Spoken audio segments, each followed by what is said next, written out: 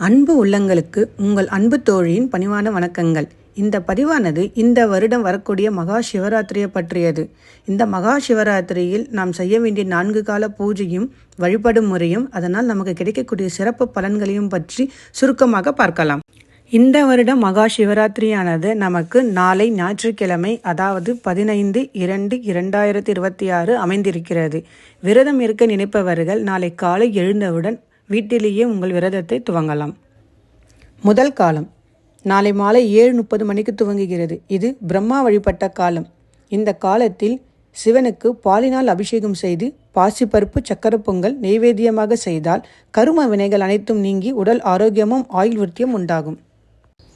இரண்டாம் காலம் இது இரவு 10:30 மணிக்கு துவங்குகிறது. இது மகாவிஷ்ணு வழிபட்ட காலமாகும். இக்காலத்தில் பஞ்சாமிர்தத்தால் அபிஷேகம் செய்து பால் பாயாசம், கற்கண்டு சாதம் நெய்வேத்தியம் செய்தால் செல்வ நலன்கள் சேரும். மூன்றாம் காலம் நள்ளிரவு 12 மணிக்கு துவங்குகிறது. இது அம்பிகை வழிபட்ட காலமாகும். இக்காலத்தில் தேனிலால் அபிஷேகம் செய்து வில்வ அர்ச்சனை செய்து எல் சாதம் நெய்வேத்தியம் செய்தால் துன்பம் என்பதை எரித்து சாம்பலாக்கி அனைத்து விதமான இன்ப நலன்களும் நமக்கு கிடைக்கும். நான்காம் காலம் அதிகாலை 4:30 மணிக்கு துவங்குகிறது.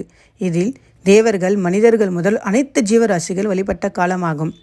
இக்காலத்தில் கரும்பு சாற்றினால் அபிஷேகம் செய்து வெள்ளை சாதத்தில் சிறிது நெய் கலந்து நெய்வேத்தியம் செய்வதால் சகலவிதமான நன்மைகள் நமக்கு கிடைக்கும். விரதம் இருப்பவர்கள் 16ஆம் தேதி, அதாவது திங்கட்கிழமை மாலை 6 மணிக்கு உங்கள் விரதத்தை பூர்த்தி செய்து நீங்கள் உறங்கச் செல்லலாம்.